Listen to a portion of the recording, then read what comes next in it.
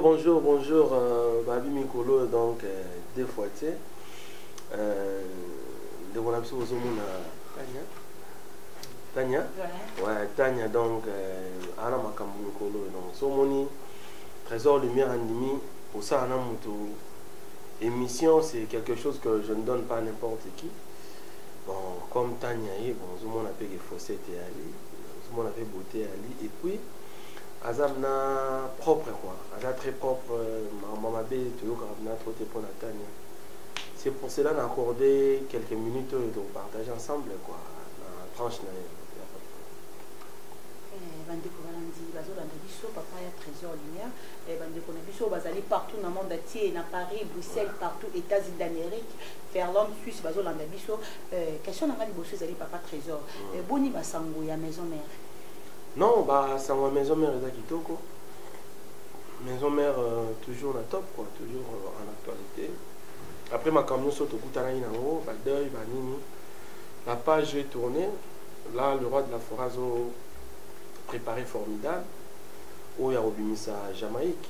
Obimisa Jamaïque. Et puis, à PCP Café, on me disait, moi, à Kati. Donc, il y a des actualités, donc, Kalaté, Bouzouango, quoi. Donc, pour toi, il y a l'émission qui par le roi de la forêt.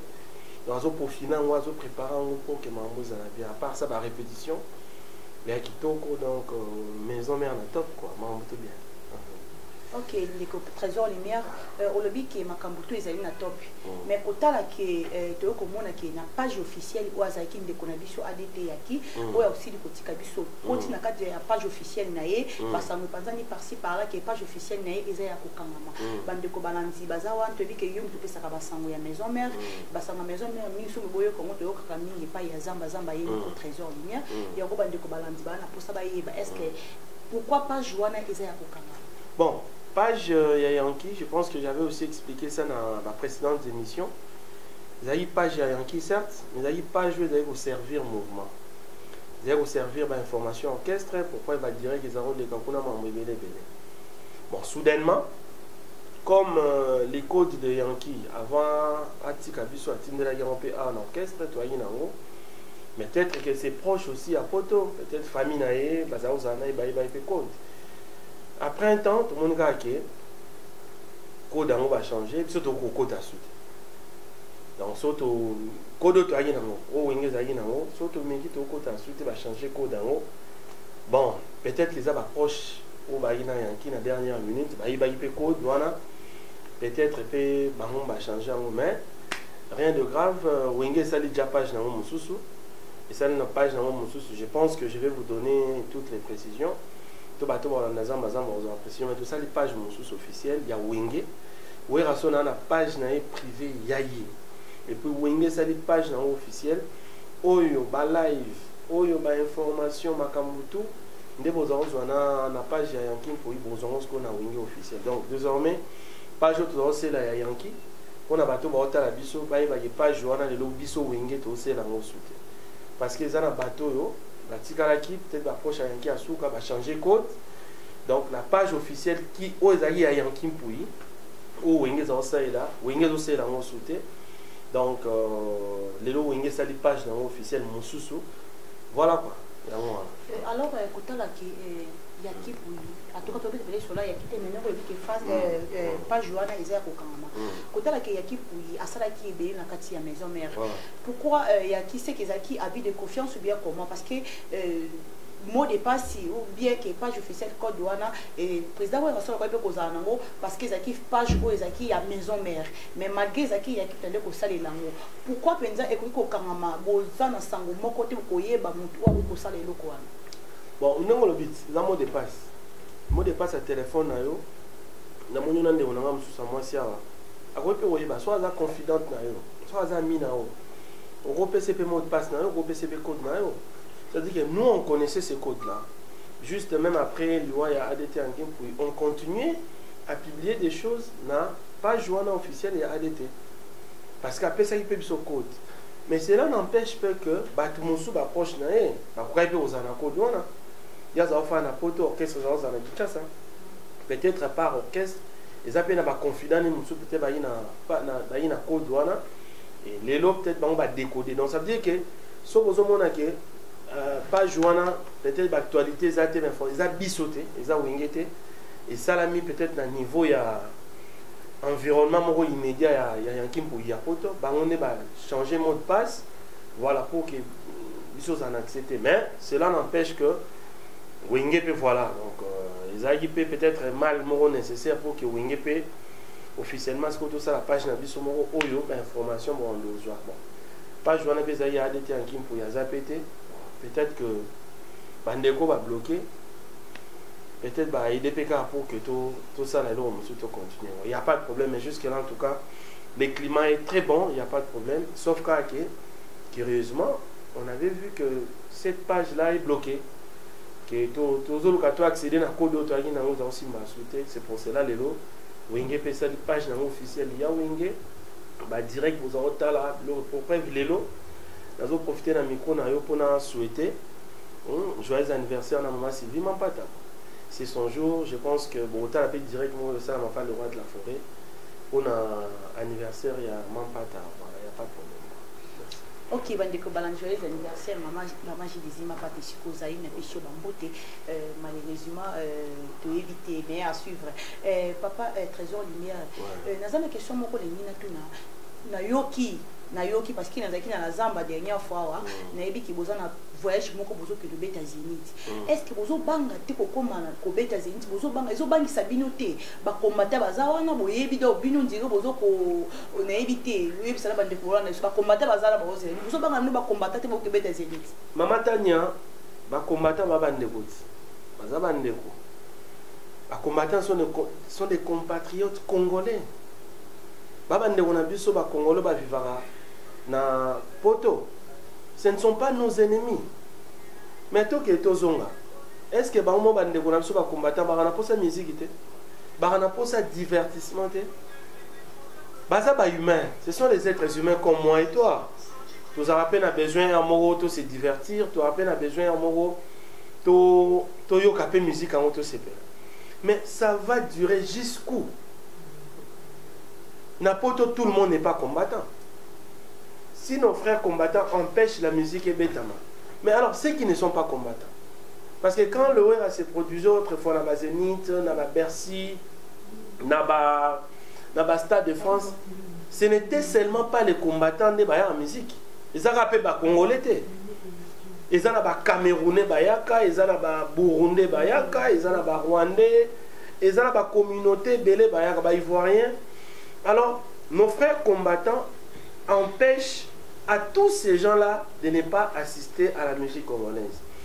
Yango le roi de la forêt lobby, en tant qu'homme humanitaire, en tant qu'ambassadeur de la paix, a vu les devants, à lobby, il faut ça la concert de réconciliation là bande on a sur combattants. Ce sont nos frères. Il faut toyokana. Mais c'est pas un problème. C'est pas un problème. Mutoa au monde en kobonde là. Azonga na ndenge na. Défi, mais moi je pense que ce n'est pas un défi. Ce sont nos frères, ce sont nos amis. Nous devons négocier avec eux. Parce que qu'on le veuille ou pas, nous sommes des résidents ici sur Vivaka. Pour que l'on ça bien, il faut quand même tous là de commun accord. C'est pour cela le roi de la forêt ça la concert de réconciliation avec nos amis combattants. Combattant, donc concert de réconciliation le 22 octobre dans Zénith. C'est la grande information. Moi je l'annonce officiellement pas nayo. Donc une annonce officielle le 22 octobre Werason dans Zénith de Paris. Ngamoko, Trésor Lumière le 10 octobre dans Zadjan à Paris. Nous la visa de Jézali. Donc le 10 octobre dans à Paris. Bandeko Bodota la biso, bandeko ba combattant le 10 octobre, Ngai Trésor Lumière, on y a déjà Paris, pour que tout le monde ait une réunion préparative. Nous avons un fan club à Werason Barana, pour tout le golf Kizola, maman Claudine Kinoa, Jean-Marc Abunda, tout le monde a déjà une réunion de consultation avec nos amis combattants avant Yemoro, le roi de la forêt. Donc, concert Eza Bongo confirmé le 22 octobre au Zénith de Paris, une annonce faite officiellement par moi. Trésor Lumière et le 10 octobre Ngai Nazoya déjà poto, équipe d'avance, poto préparé, grand événement. On les a défités, il y a des combattants, mais c'est juste une production, un concert de réconciliation avec nos frères. Ce sont nos frères, tous obligés, Toyo Kanara. Singa famille, et ben nanaga, mais Katanaga. Pour Kata Singo, on a besoin de poto. Donc, faut que pour que le concert on est les cabines. Voilà. Koyoka qui est des trésors lumière, et aux autres nous avons. Donc, je pense que Koyoka qui avant, et ça qui est pour nous qui n'est pas bon de la banque pour yo sur la rana bango bien, ou bien à yomo qu'on a sans président ou rason, yozo qui n'est pas yomo qu'on a bien avant. Aux autres banques, comme ça ou rason kuna na Paris, comme kuna na no qui n'a no bon, ils sont ça la bozo maboui. Aux autres banques, et Zamba Liboso Tengana qui est l'équipe d'avance. Première fois on a des poteaux, c'était en 2010. Les Arabes Zénith, on a une équipe d'avance.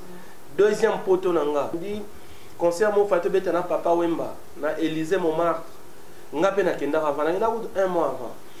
Troisième poteau, il y a eu grand événement où on a Sala tout bêta dans le Stade de France. On a donc chaque fois où on a Sala grandes activités, grands événements. On a toujours avant comme équipe d'avance. On a des exemples à poto. Mais même à concert en Afrique, même à concert dans la province, tu as Bounia, on a avant, tu as Kolwezi, tu as Lubumbashi, on a avant. Donc, on a chaque fois avant pour nous préparer l'événement. Quand on a avant, on a un rose à Rubanga. Nous avons pour un message de paix. Donc, un message de paix, message de réconciliation. Maman, si vous avez un verre, tu as un problème. Vous avez un verre. Vous avez habité, maman. Vous avez un problème, tu as un autobongis. Mais si vous avez un message, vous avez un message. Si vous menacez, vous avez un message. Donc, vous avez un message il y a paix, il y a réconciliation, il y a préparer le terrain pour que tant le roi de la forêt, où est Rasson Aroya, chemin à la baliser. Nous allons bien pour que le roi de la forêt aille bien. Donc, je pense qu'on va organiser des consultations avec nos frères combattants, combattants, les Boukéchou premiers et autres. On ne va pas commencer à citer Kombo Nabango. Sachez que nous sommes vos frères. Tozoya, Ngana Zoya, tout ça, la réunion consultative, na Bandegonapsio, la fan club Baranapoto, tout préparer chemin pour que l'événement, on est un événement au Camus Afrique et Camus monde entier. Donc, au Bangezate, parce que tu as un message de paix, tu as un message de réconciliation. Quoi. Merci, Bandeko Yapoto, Bandeko Bazali partout dans le monde entier, Bazali qui réponse, Bazali réponse na bango parce que au cas qui couper sa réponse par rapport à une question. Pour tout côté, qui na masolo pe ya président Werason, donc qui eux ils ont partout, puis qui peut moni, ils ont confirmé que Werason président la maison mère, azo que nous postuler, alors que nous atiki déjà candidature, on a que nous tika candidature, on a il y a députation provinciale. Alors Bandeko Balandi au bazo landa biso, est-ce que information les a solo bien le côté Bandeko partout dans le monde entier ba ce que information les. J'ai à travers ton micro excusez-moi, je profite pour confirmer l'information. Donc, nous avons confirmé l'information. Werason a postulé dans la députation nationale, dans la ville de Kikwit. Et puis, dans la députation provinciale, a postulé dans la commune de Kimbanteke. Pourquoi est-ce que Werason a postulé? Peut-être dans le sens Moroboy. Werason, c'est le plus grand leader populaire de l'histoire de la musique congolaise. Au contraire, j'ai dit les plus grands leaders populaires de l'histoire de la musique congolaise. Dans l'obité que les plus grands artistes et musiciens. Mais dis-moi, les plus grands leaders populaires de la musique congolaise depuis la musique congolaise et banda. Nous avons la popularité à Wera. Nous avons des événements, nous avons des concerts, nous avons des Kinshasa, nous avons des provinces, nous avons des stades, même dans Poto Azate. Alors, leadership à Wera, et ça a mis la musique. Werason a un mot à dire. Werason a le mot là bas conteneur. Werason place situation ça va pas sur population tombe. Werason a au calmer population bayoki. Alors ça en tant que leader culturel, leader musical. Werason aussi veut amener cet esprit là dans la politique. Nous sommes tous là en train de nous battre pour que situation sociale, situation politique et en bon a pu changer. Mais avec le leadership de Wera, avec la vision de Wera, ouais, ça déjà en tant que musicien, ouais, ça déjà sur le plan culturel, mais pourquoi pas même un leadership pour la politique? Donc, Wera Son reste un musicien, mais juste il veut ramener sa vision et contribuer à la politique Yamboka pour un changement. Puis on se plaider pour un changement. C'est pour cela aussi, le 22 octobre, c'est aussi une façon de passer les messages à travers ce concert des Zénith que nazo kende na politique pour na mema desiderata na bino. Vos problèmes, ce que vous voulez, na kenangope pour les politiciens, yoka pour un éventuel changement. C'est dans ce sens-là. Voilà. Trésor, à continuer ma politique, à une assemblée nationale. Est-ce que vous avez musique à maison mère et cause à la caca? Parce que tant que vous avez raconté ma politique, tu as vu que chaque jour, chaque fois, à nos à la caca, à maison mère, parce que à la préoccupation, politique n'est qui attend la politique. Est-ce que maison mère et cause à la caca, maison mère auto yebi ou bien il y aurait un changement? Parce que tu as vu qu'ils sont comme la politique. Et ça va trop dans le tout. Mais éviter ceux qui sont capables de mélanger musique et politique. En fait, nous sommes tous des intellectuels. L'émission dans l'émission, on réfléchit. Jusque-là, toi bien. Félicitations pour ma question. Moi, je pense que on a des suppléants. On a des suppléants. Alors, les suppléants, on a des assistants. Ça veut dire que nous devons postuler. Avoir déposé candidature a toujours des suppléants. A un premier suppléant, a un deuxième suppléant. Wera des suppléants. Wera veut devenir politicien, pas pour des intérêts, parce que Wera a la pauvreté, soyons honnêtes. Wera a tout ce qu'il faut pour abattre la vie. Wera a un États-Unis, a un Belgique, il ne cherche pas l'argent. Wera veut ramener sa vision. Mais il est musicien. Il a une forte passion pour la musique. La musique. Mais l'autre monite. Youssou a comment y voir même ministre. Na Sénégal. Mais Youssou a dit qu'il était. Mais là, Youssou a autobeta Bercy. Donc ça veut dire que Wera a une vision. Il peut lui-même travailler. Comme il peut aussi donner à ses suppléants de continuer sa vision. Tu comprends ma chérie? Agropé, ça fait pas suppléant, n'allez pas continuer, mais tout en gardant la même vision, la même idéologie pour un Congo nouveau, pour une nouvelle vision de la classe politique en République démocratique du Congo. Car là, on pensait seulement pour faire de la politique, il faut la licencier dans le campus. C'est faux. Il faut un costume cravate. La politique, c'est une vision. Même toi, si tu as une vision pour changer les choses, tu peux postuler. Regarde, vision dans la Oyo, ça peut apporter quelque chose pour Namboka. Tu peux postuler. Donc, Wera Son a catégorisé par cette vision-là. Il est très déterminé. Il a une vision pour un nouveau politique dans notre pays. Pour une nouvelle classe politique dans notre pays. Pour la Mambouassika. Alors, c'est dans ce sens-là que Wera Son a postulé. Mais il a aussi des suppléants qui peuvent demain continuer sa vision dans l'Assemblée nationale et à continuer carrière musicale. Mais nous avons l'exemple de de Youssou Ndour, un artiste et musicien. Il était ministre. Le George Weah, président, il y a Libéria, mais c'est un ancien joueur de football. Vous comprenez? Donc, comme il était déterminé à une vision, il va payer ça au service de son pays, c'est dans la même optique où Wera Son a postulé, dans le sens où. Ok, bandeko balandi bazu réponse na bango parce que mingi bakomaki balobaki lokolo za na rendez-vous na Trésor Lumière mais ko tuna en tout cas bandeko balandi bazu réponse na bango.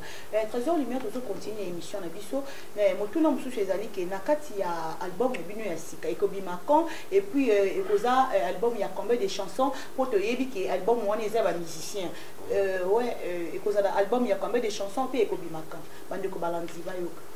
Ouais, au fait autres obimisa sikoyo eza album te eza juste moi single mo et accompagné coffret accompagné ba clip coffret à la clip, il y a 7 jours de la semaine.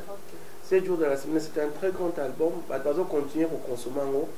Mango, boité, gaga. Oui, Rasson, on s'est décidé à ça l'album. Mais du moins, oui, Rasson, alors ça là, single, moko. Vous voyez, Bibilonion, c'est que le roi de la forêt a récité Jamaïque. Jamaïque, à moi, non, tout découvert une best of the best, ça n'a pas de talent. Donc, le roi de la forêt a profité que ça, les loro moko, a mis à Jamaïque. Et puis, a talipé fidélité à Café Room. Le Café Room, il est toujours là avec nous. Dès le roi de la forêt, à titre de reconnaissance, il y a un s'appelle Café Room, chanson moko, pour accompagner générique, pour les obimaya formidable, pour accompagner le coffret. Il y a coffret, il y a l'album 7 jours de la semaine, il clip, pour les ensemble, les albums. Prochain album, ceux qui date dans le coquille, mais ils ont un single formidable, ils ont accompagné le coffret à 7 jours de la semaine. Bandeko balandi bazu réponse na bango les albums té les a juste single pour accompagner deux jours de la semaine 7 jours de la semaine 7 jours de la semaine pardon ok Tanzo Lumière moi basango epanzani par-ci par-là que Sankara de Kuta a quitté maison mère après Liwaya ADT na kolanda oyo ferry alobaki et sali que Sankara de Kuta a longwa maison mère bandeko balandi bayeba eza ya solo parce que yo ndoza ke lobelia maison mère ozala kala pona kopesa basango alors bandeko bazolanda bazana posa ba information na eza ya solo bi eza ya lokuta Sankara longwa maison mère kwa sala nini to kwa kendo na bandeli koloba Sankara longwa maison mère pour akende wapi kwa sala nini ça ce sont des faussetés bandeba Sankara de Kunta ça veut dire que maison mère les deux racines na ye Sankara a commencé la maison mère il était très jeune peut-être il avait 16 ans 16 ou 17 ans Sankara toute sa vie, toute sa jeunesse à Salango, dans la maison mère, dans la musique à la maison mère. À part ça, les Sankara ont commencé à Ozala, la guerre des 100 ans, dans Wenge, tant Wenge on a formé d'ensemble. Baza bana ya Wenge, aza moine abondant. Il a d'abord la passion ya Wenge. À part le fait que Wenge est cop nae, ils ont musala nae, mais on a passion. On a un fanatique ya Wenge. Sankara Rolongwate et puis malanga ba propos le bibande comme sous balvagi. Il y a même temps intimider Sankara non, il faut pas suivre ça. Ce sont des faussetés. Sankara est là Azana Bisso tout aux années tout à l'heure là Rolongwa pas kendewa quoi ça la nuit. Sankara n'est pas un peureux. Sankara c'est un guerrier, c'est un combattant, vite. Mutuana za ni tata à Sankara, ni maman à Sankara, ni noko à Sankara. On a pouvoir mon avis à Sankara. Nego tangi kombo mission. Donc on a pouvoir mon avis à Sankara. Il n'a pas le pouvoir de décider du sort ya Sankara. Nega nga mamna lo bagi na bi to la ke la batuli wate po te bi mikolo biso monto okufati. Bon ndeko zo tanga na soki ya kufi avant Sankara de compte. Pourquoi faut kanzaki Sankara? Sankara est en bonne forme, il est bien, il est jeune, très jeune. Il est encore en nous et il a de l'avenir. Donc nous allons mamalukuta azali. bandeko balandi bino bozwi réponse John Sanda motema ya mami fresque malembela en tout cas okomaki ebele olobaki na ngai natuna sango soki eza ya solo ke Sankara de Kuta alongwe maison mère après liwa yaki à propos ya bandeko o balongwa maison mère o balobaki bozwi réponse na bino ndeko Trésor Lumière tozo continuer mon week-end édition ya biso na ngita tuna na yeba depuis ozara pembe la maison mère na pembeni ya Weranson o azali président ya maison mère et ça combien de temps et puis ma souvenir nous en avons le roi de la forêt. Ah oui, le roi de la forêt. En tout cas, logiquement, j'ai fait 10 ans. J'ai commencé Zamba Zamba en 2008. L'autre en 2018, ça fait 10 ans. Mais Gozala, proche, on a professionnellement parlant, mais Gozala proche à Wingé, c'est depuis 2001. Bissot, il y a un collectif, on a le défunt ADT en Kimpoui. Moi, j'étais très jeune. Déjà, la humanité, tu as une passion à Wingé. Puis, tu as une idéologie à Wingé. Mais une idéologie, ça veut dire que une idéologie à Wingé. Nous sommes à Wingé, descend. Alors, toi, là, le roi de la forêt, on les fréquentait déjà en tant que fanatique. Tant on a qu'un chic, on a vu un chic, on a Ifasik. ndepule alaki nasala eloko moko boye oyo na kobima mbango namoni leso nasali baémission moko normal du genre bémission oyamba bamisien nyonso bon mais nga nazana kaka neti bato to comme nayi mpe déjà fanatique awenge na bai non je dois porter quelque chose na connaissance oyo nazwi nasala eloko moko boye mpo na wenge oyo otikala mpe histoire. Donc en 2008, depuis 2008, j'ai commencé Zamba Zamba. Aujourd'hui, ça fait 10 ans. En termes de souvenirs, j'en ai beaucoup. Bah, souvenirs, ils sont belés. Déjà, le fait qu'on s'est déplacé au sein d'une émission, on a un trésor de lumière. Pour nous, comme un trésor de lumière, vous avez un souvenir à ma casse. Souvenir, où il est combo. Mais on a vous avez mis un et puis c'est un combo. Et puis c'est une notoriété. Et puis c'est une stabilité. Et puis, on a habité dans un pays, dans le monde, dans le comité. J'ai fait presque le tour du monde. On a voyagé dans la forme, on a voyagé dans bateau, on a voyagé dans train, on a voyagé dans avion, on a voyagé dans motoka. Tout ça, je l'ai eu dans la musique à maison mère, dans la paiement dans Werason. Avant Werason, on a tiré la voyager. Avant Werason, je n'avais pas le nom que j'ai aujourd'hui. Donc, j'ai beaucoup de souvenirs que je ne peux pas étalé j'ai eu un enfant na kota wenge musique à maison mère na mwana te na bota tout en étant dans wenge musique à maison mère, donc je suis devenu responsable quoi, parent à maison mère. Donc ça, maison mère et Werason m'ont apporté beaucoup. Et puis Wera pour moi c'est une matière. Zamba Zamba, je ne parle que de Wera. Wera a cahier des charges pour Nenga Moutandima Osaïla pendant 10 ans. Il y a des problèmes, il y a des dérapages, mais il te supporte avec tout ce qu'on a connu. En tout cas, c'est la rare sincère. Merci pour la confiance. Et on est là, on ne va pas décevoir. On ne va pas décevoir, on est là. Le jour où nous serons fatigués, le roi de la forêt, on a vu ça, je ne suis plus en mesure de faire ça, de faire l'émission Zamba Zamba. Mais brutalement ou violemment d'une manière consensuelle, mais c'est pas pour aller loin. On est encore avec le roi de la forêt. Merci de Trésor Lumière. Question que je fais aux la pemeni il y a président Werason, président de la maison mère. Quand on a l'élo ndenge ba proche o bazo kufa le monaki monibi on dit professeur pardon le biaki na o bakendi totali que na 2 ans il y a 6 personnes au bakei et cause la pembeni na e na o batu bazo loba bandeko pe bakenda bazo loba na bi bandeko bele o balobi belo to ça qui émission même lekaki o balaki ya mabe avant liwa ya yaki alors cause la pembeni na e ozo banga te que na ndenge ba liwa ezo tanda manakati ya maison mais parce que ces derniers to mona kaka ba proche ne bazo ko kende ba proche ne bazo kende ba proche bazo kende ezo bangi ça ote. La mort, d'abord la mort, non le bango chaque fois, la mort c'est un fait naturel. La mort, même Nyama Kufa, même Nzete Kufa, même à cours d'eau, au moment où Maï Moïzaga, ah, oui, place au Maïzaga, mais Nima Maï Kauka. Ça veut dire que tout ce que Dieu a créé, naturellement, ils en ont un soukara. Même au kilo, pourquoi nous prions? Parce que c'est un jour fin du monde de Rosa.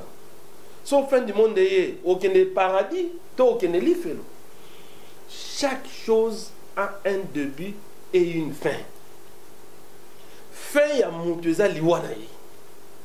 Donc ça veut dire que c'est un phénomène purement naturel.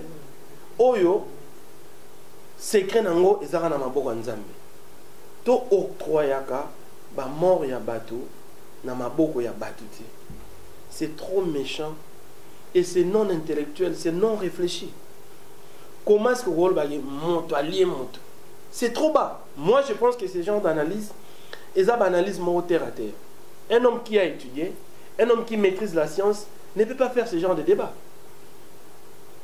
Donc, je pense que mort au bateau, et ça va simple coïncidence. Dans chaque société, dans Onatra, dans OGFREM, peut-être il y a maison mère, parce que le roi de la forêt a monté la talate, a commis ça, batu nyonso célèbre. Yo to uti non pas le roi de la forêt. Omoni papa yenga. Sentinelle ya wera comment célèbre. Sentinelle je parle. Papa yenga la sentinelle ya wera mayebana. Tu imagines? Donc chez wera même sentinelle na papa yenga aza vedette. Wera pas na tout le monde est vedette. Yango moni batu bazo kufa pe mena wera bozo yeba parce que ce sont des gens connus. Même moi si me la wera téléphone, wera commissaire star. Même moi ça peut mena wera commissaire star. Ce sont des simples coïncidences. Ba mort est partout dans toutes les sociétés. Même quand on a besoin de musiciens mususoir. Bazo kufa la pe batu. Tous wangoka ateke mutakufi po balier. Ça ce sont des faux arguments. Ce sont les arguments des gens qui ne réfléchissent pas. Ce sont des arguments des non-intellectuels. Il faut te réfléchir bien. Donc, Moutana pouvoir au Boma, il y a aussi ça vient Moutana. Donc, l'Iwa, c'est un phénomène purement naturel où ils ont secret dans le Maboko Nzambe. Donc, croyons pas Moutouté. Même là, banalisme, famille n'a pas lié qui est pour la lupin ou tout ça. Personnellement, j'assume ce que je dis. Je ne crois pas à ce genre de choses. Moi, je pense que Koku Fananga, Koku Fanayo, ils ont un Nzambe. On les a secret Nzambe. Donc, je pense que ce sont des coïncidences. Oui, ça dit que Koufi peut-être Balandani, mais ce sont des simples coïncidences. Tout attribué à mon amoutouté quoi. Merci Bandeko Balandisi. Par rapport à la réponse de Bisso, pour tout chiter mon petit émission de Bisso, dernière question à Gézali que Nabandeko au Balongwa maison mère, au Bazaka Bassien, au Balongwa, on a 10 ans, au sein de la maison mère, au Balongwa, au Yoyebi Bango. Est-ce que le président de la maison mère, ou est rançon de la forêt, ou le Tebenge Yanga Maya Noël, ou est rançon? Est-ce que Aza capable de Benga Bango, Pebaya, Kobet, na Fagan Naye, Maya Pekobet, Neza Kabasa, la Fagan Naye, est-ce que le président ou est rançon et le roi de la forêt, la maison mère, à cause de la capable de Kobenga Bandeko, le roi déjà maison mère? Pourquoi pas? Pourquoi pas? Toi, il y a un matin à Yankee, il y a un Fabrigas à Betaki, il y a un musicien JB, Séguin, Bayaki, Bayembaki. Pourquoi pas? Il y a un musicien, il y a un maison mère. Il y a un musicien, le président JB Mpiana, le Kofi Olomide, le Karmapa, le président Oazé quoi. Il y a un soutenir des musiciens à oser. À oser. C'est peut-être pour la première fois, si je ne me trompe pas. Aux musiciens à oser postuler. Où la personne pouvait utiliser de son aura, de son audience, n'a pas pour le poste politique sans va voter.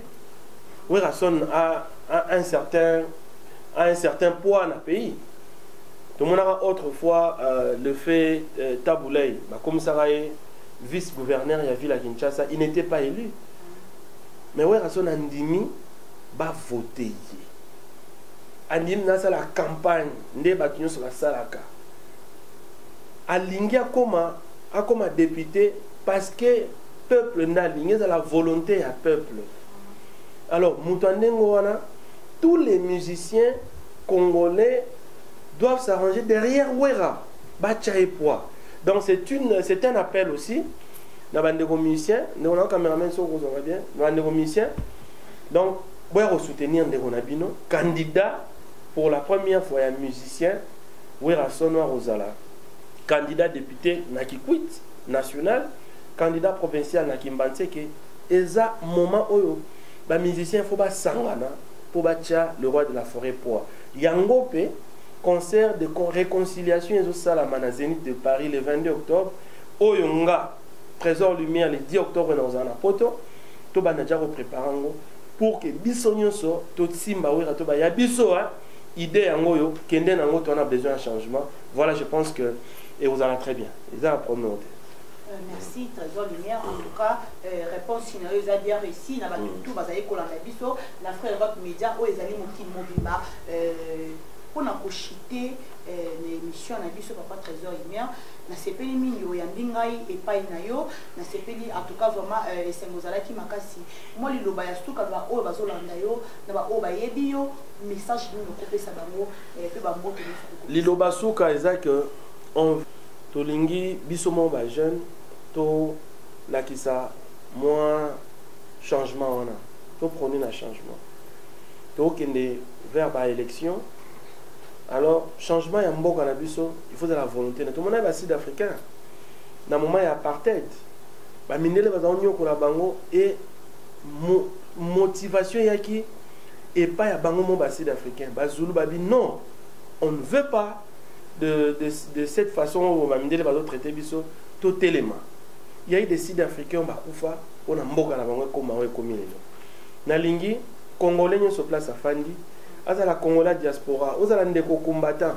ce n'est plus le moment de faire des discours de la haine ozolingaka eloko te pona motema mabe te tokomi na moment où photo yokana to sangana mutu na mutu apesa idée na ye pour que Congo et changer quoi pour que makambo changer pour que classe politique pe mboka na biso changer donc message à makasi yangwana et puis merci na mo mama Tania on a une émission réfléchie du moins tous allons net tu au déranger là ça fait un mois peut-être après pour ça on va rendez-vous boy ngani l'émission bato ba otala bazwa intérêt na émission to sala je pense que bato ba otala biso ba osepela na ndenge to réfléchir ensemble to déranger bato te soit dans la moto te déranger en tout cas limbisa biso monokezanga robeta libakute mais du moins je suis sûr que l'émission to sali to déranger na bato te donc merci continuer musala na yo et merci na bande ko otala biso na poto Afro Europe Media Afro Gisèle Ngindu Dalbi maman Gisèle Ngindu Afro Europe Media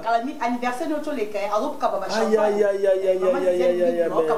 pesa pe maman Gisèle Ngindu numéro donc et beto bengane ça la bien donc Afro Europe Media merci ba si t'abonner to lingue quoi ba si tu es dans la polémique t'es maman to boya polémique le temps de la polémique est passé to on attend photo yokana main dans la main together to tombola mboka merci beaucoup Afro Europe Media maman Gisèle Ngindu wumela na ebige émission yo ba vie aux alébélé prochainement maman Tania yo lukanga so poto ça l'émission dans les meilleures conditions bande ko otala sur la poto rapidement merci na grand frère nanga Charlie Mubwala na madame na Gladys Masola merci na Faye Masola merci na bande ko batali biso na poto Jean-Marc Kabunda merci na ba groupe il y a WhatsApp, il y a le roi de la forêt, les chanceliers, les fidèles, les intimes, Banzoï, merci, na soutien mon fait ça le roi de la forêt.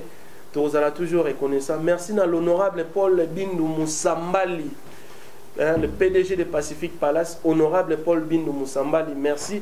Merci na mon Mama Tania, merci en tout cas l'équipe Mobimba, merci pour le travail, merci beaucoup.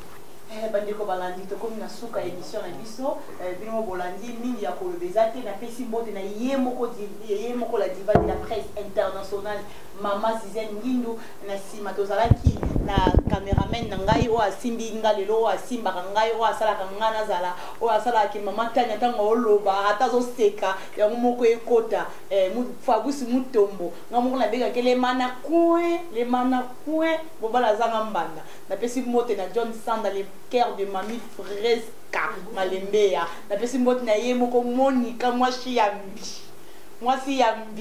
na pesi mbote na Aimé depuis Paris ya Willy Moucheni na ozela kati lelo na ozela na lembi na rape kozela papi Moucheni na pesi mbote sikozali ba onos ba inga katanya zizi muyala na pepe ba bisou papa trésor côté les mains moi et ça la moi